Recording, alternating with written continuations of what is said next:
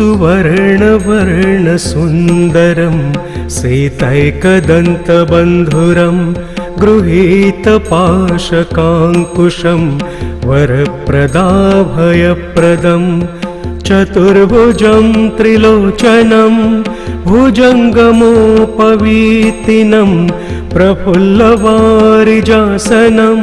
भजामि सिन्दूराननम्।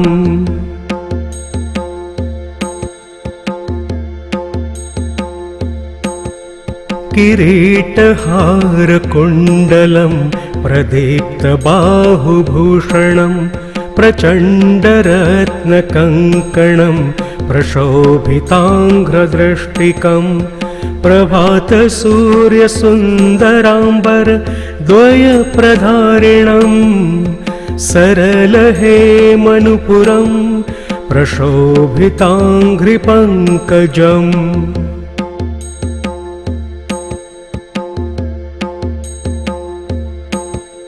सुवर्णदण्डमण्डित प्रचण्डचारुचामरं गृहप्रतीर्णसुन्दरं युगक्षणं प्रमोदितं कवीन्द्रचित्तरञ्जकं महाविपत्तिभञ्जकं षडक्षरस्वरूपिणं भजेन्द्रजेन्द्ररूपिणम्।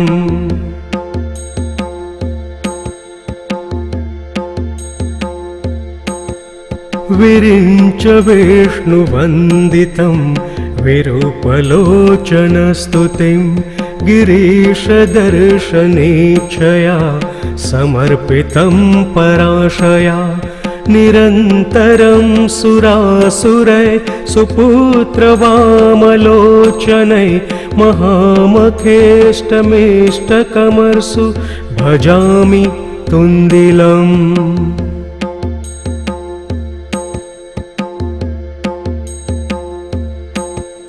मदौघलुब्धचञ्चलार्कमञ्जुगुञ्जितारवं प्रबुद्धचित्तरञ्जकं प्रमोदकर्णचालकम् अनन्यभक्तिमानवं प्रचण्डमुक्तिदायकं नमामि नित्यमादरेण वक्रतुण्डनायकम्।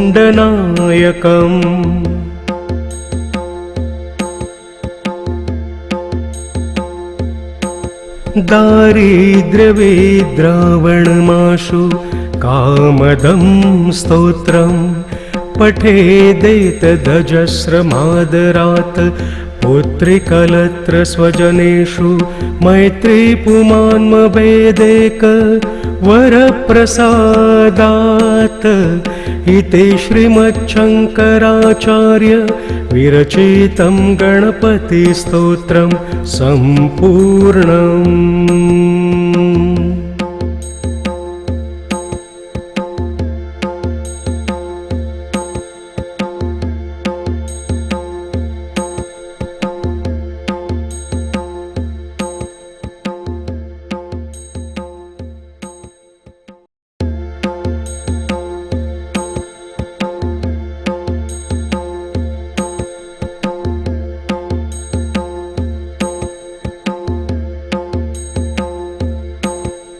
सुवर्णवर्णसुन्दरं सीतैकदन्तबन्धुरं गृहीतपाशकाङ्कुशं वरप्रदाभयप्रदं चतुर्भुजं त्रिलोचनं भुजङ्गमोपवीतिनं प्रफुल्लवारिजासनं भजामि सिन्दूराननम्।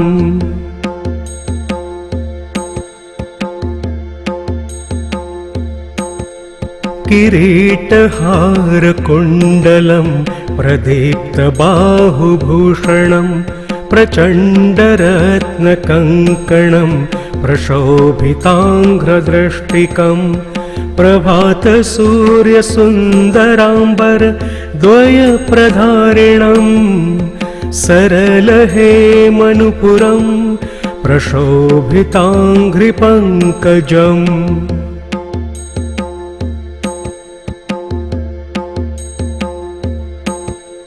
सुवर्णदण्डमण्डित प्रचण्डचारुचामरं गृहप्रतीर्णसुन्दरं युगक्षणं प्रमोदितं कवीन्द्रचित्तरञ्जकं महाविपत्तिभञ्जकं षडक्षरस्वरूपिणं भजेन्द्रजेन्द्ररूपिणम्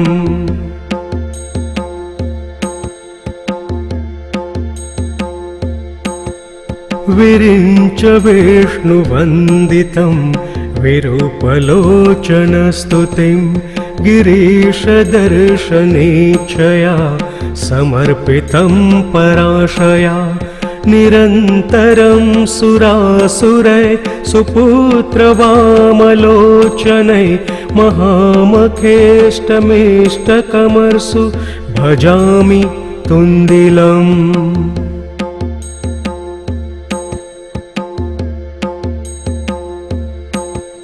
मदौघलुब्धचञ्चलार्कमञ्जुगुञ्जितारवं प्रबुद्धचेत्तरञ्जकं प्रमोदकर्णचालकम् अनन्यभक्तिमानवं प्रचण्डमुक्तिदायकं नमामि नित्यमादरेण वक्रतुण्डनायकम्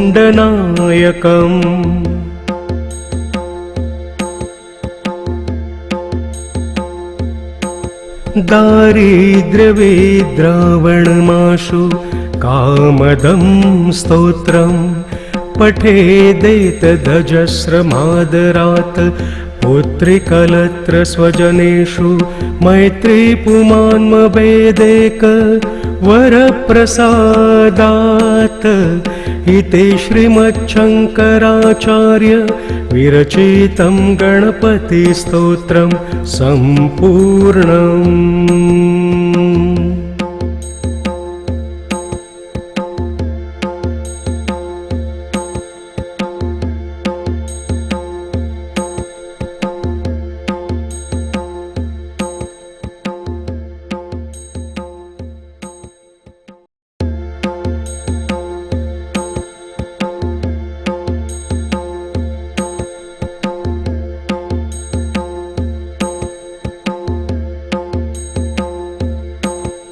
सुवर्णवर्णसुन्दरं सीतैकदन्तबन्धुरं गृहीतपाशकाङ्कुशं वरप्रदाभयप्रदं चतुर्भुजं त्रिलोचनं भुजङ्गमोपवीतिनं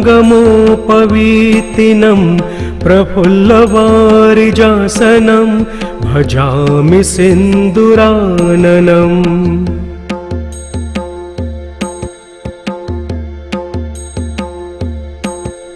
किरीटहारकुण्डलं प्रदीप्तबाहुभूषणं प्रचण्डरत्नकङ्कणं प्रशोभिताङ्घ्रदृष्टिकं प्रभातसूर्यसुन्दराम्बर द्वयप्रधारिणं सरलहेमनुपुरं प्रशोभिताङ्घ्रिपङ्कजम्।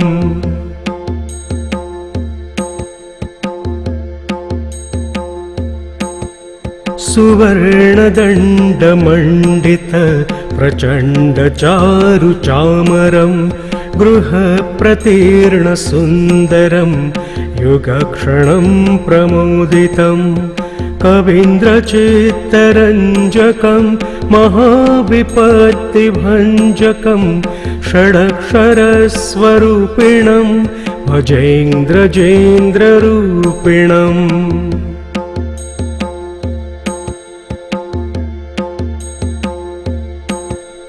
विरिञ्च विष्णुवन्दितं विरूपलोचनस्तुतिं गिरीशदर्शनेच्छया समर्पितं पराशया निरन्तरं सुरासुरै सुपुत्रवामलोचनै महामखेष्टमेष्टकमर्सु भजामि तुन्दिलम्।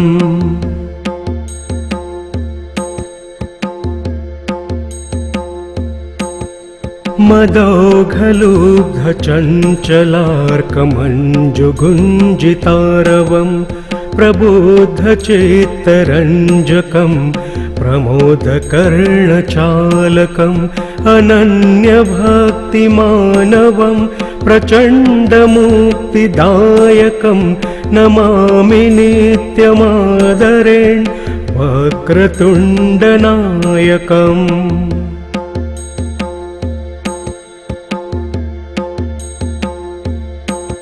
दारिद्र्यविद्रावणमाशु कामदं स्तोत्रं पठेदेतदजस्रमादरात् पुत्रिकलत्र स्वजनेषु मैत्रीपुमान्मभेदेक वरप्रसादात् इति श्रीमच्छङ्कराचार्य विरचितं गणपतिस्तोत्रं सम्पूर्णम्।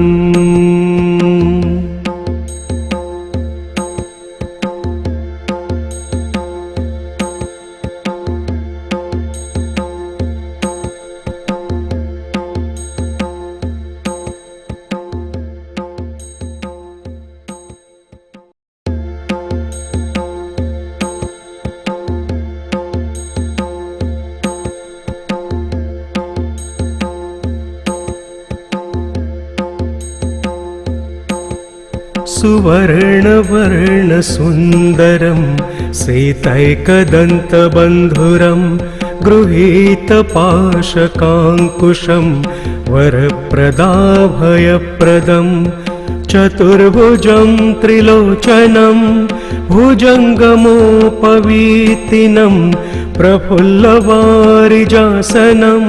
भजामि सिन्दुराननम्।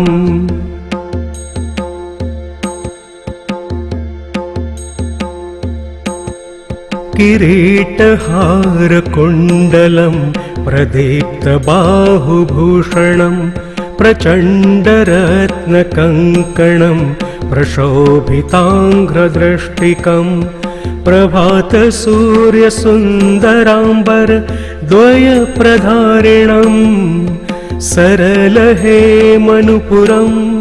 प्रशोभिताङ्घ्रिपङ्कजम्।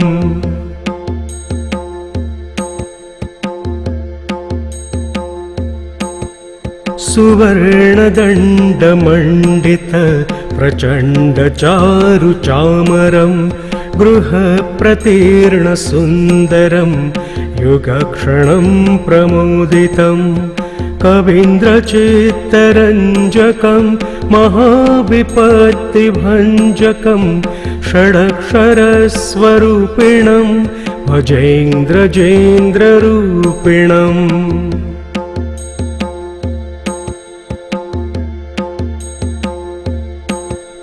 विरिञ्च विष्णुवन्दितं विरूपलोचनस्तुतिं गिरीशदर्शनेच्छया समर्पितं पराशया निरन्तरं सुरासुरै सुपुत्रवामलोचनै महामखेष्टमेष्टकम्